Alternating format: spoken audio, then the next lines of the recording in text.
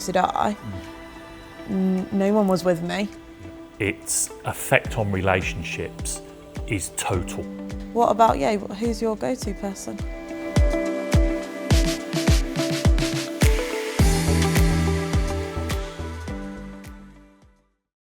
So what would you say you think is the impact of being ill on relationships?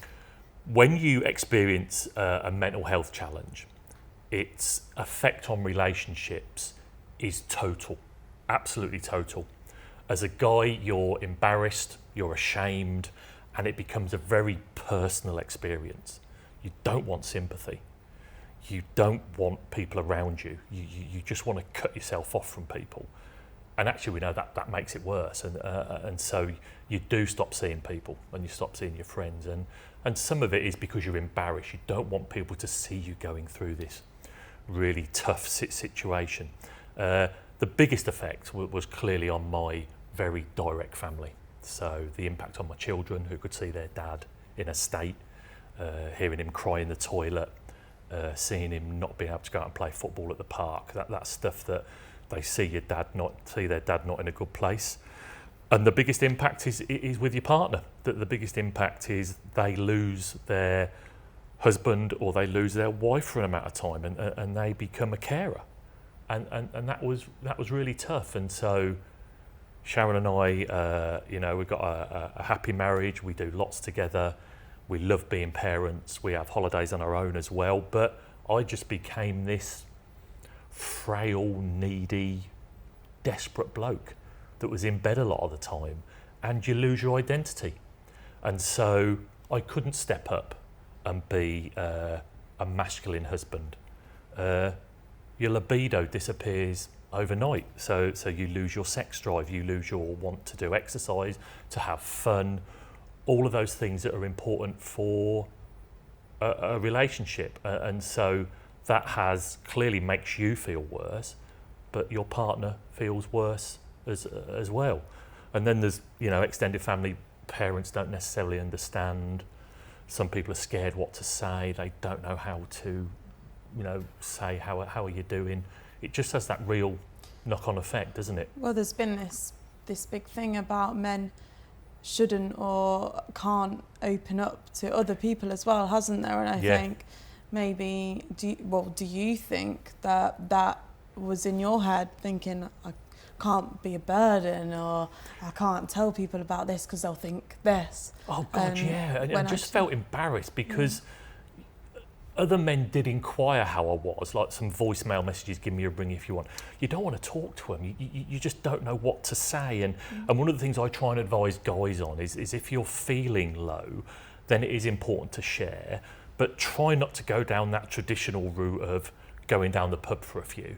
Yeah. Because that self-medication kicks in. And what I mean by self-medication is it's really easy to rely on alcohol or cigarettes or something even worse, I don't know, like cannabis or stuff to numb how you're feeling it. And thankfully I didn't use any of those, but it can be really tempting to do that. And people do genuinely offer their support.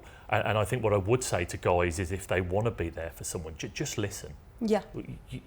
You don't know the answers to give, of course you don't, but sometimes when I was just heard by people and they would say things like, that sounds like you're having a really rough time, that just like, yeah, I am, and for someone to repeat that back to you, just acknowledgement, is really important. And one of the things I'm thoughtful about with you, Laura, is that when you had your car accident, would it be right that lots of people understood and were there for you for the physical injuries, but people don't necessarily understand the PTSD, the stuff afterwards? They're two almost different things, aren't they? Yeah, I think this is one of the things I find the hardest, is people will accept that everybody was there for me, helping carry my shopping, helping me to wash my hair, with all the physical injuries.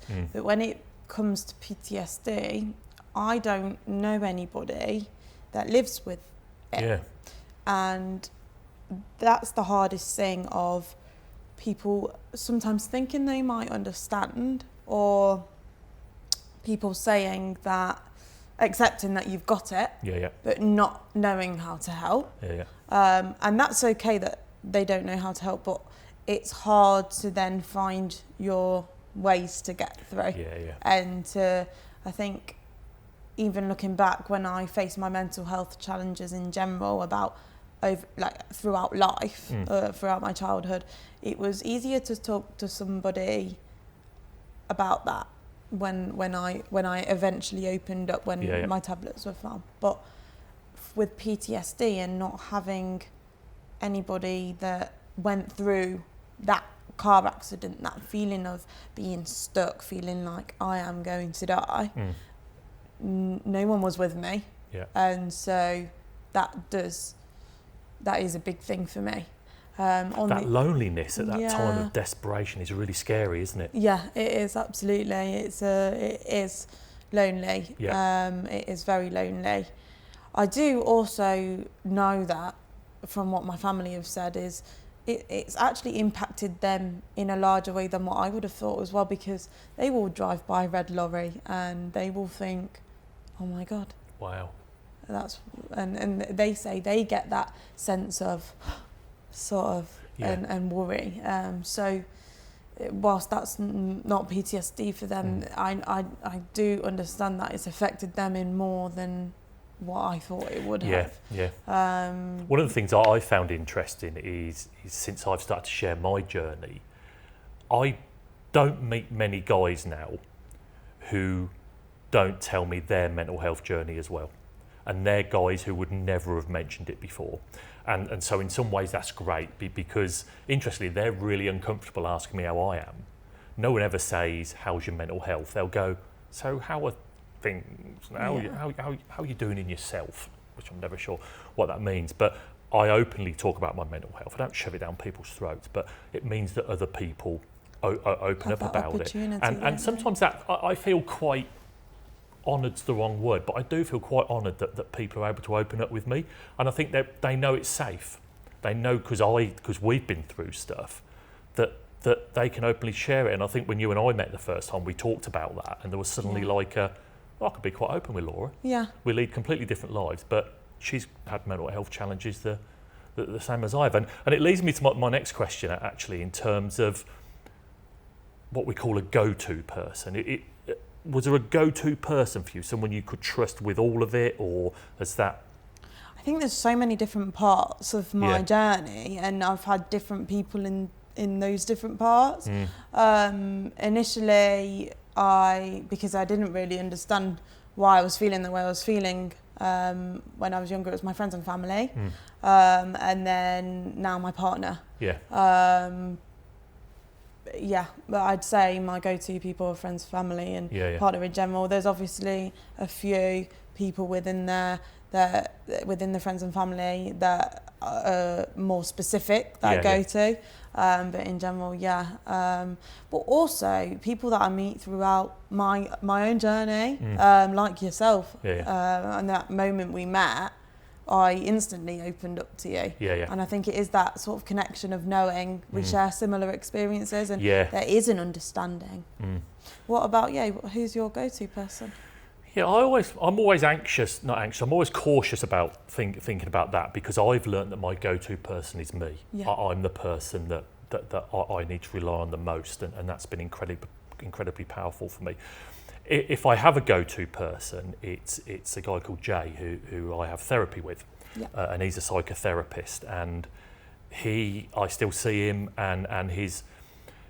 Clearly I pay him, but his support and his ability to be there for me is just worth its weight in gold. And why that's important to me is he's not just a tell me about your problems sort of psychotherapist.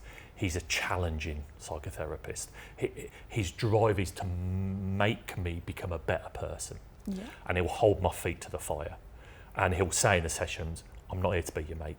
I'm here to be your therapist. I'm here for you to think things through, to try them out with me, and let's go on this journey together. And so in terms of my mental health, my relationships, my work life, he's just this brilliant go-to person. And it's showed me that once you find the right therapist, they are worth their weight in gold. And it's one of my hobby horses, actually, because anyone can call themselves a therapist. I could set up tomorrow and put on the bottom of my LinkedIn, I'm a therapist, and start charging people. No one could stop me doing that. Yeah. And I think there's a lot of life coaches and business coaches out there who probably mean well, but don't have that experience.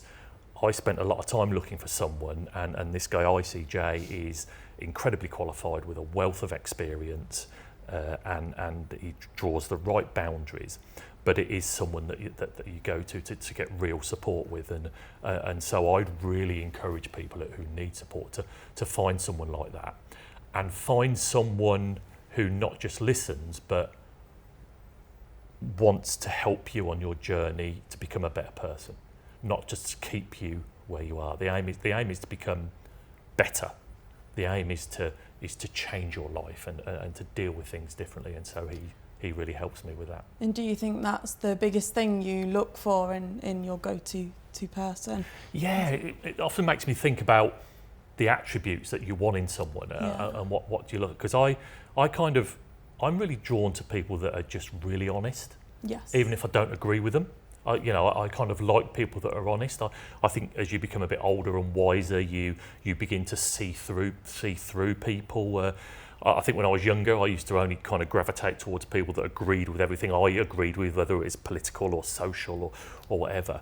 Now I like being around people that are just really honest about where they are. I struggle being around people that are overtly negative. So you find there's quite a few people in life that are half empty rather than half full, and I really find them a mood hoover. I just think we all have a temptation to be negative sometimes, but people that just list their problems all the time can just really kind of bring me down. Do you have, what sort of people, do you like to be around people that make you feel good or raise you up? Absolutely. I think with me, the biggest thing that I look for a positive support community. And I get that. We talked about sport earlier. Yeah. I get that through participating in sport and going to the gym, meeting new people, and having that positivity through them. But a positive support community as a whole is really important for me. Like I said, we can have our good days, we can have our bad days, but it's who boosts you up and believes in you, because you have to believe in yourself as well. I think that, like I said, bad days, good days, I like to help those like you, boost them up as well.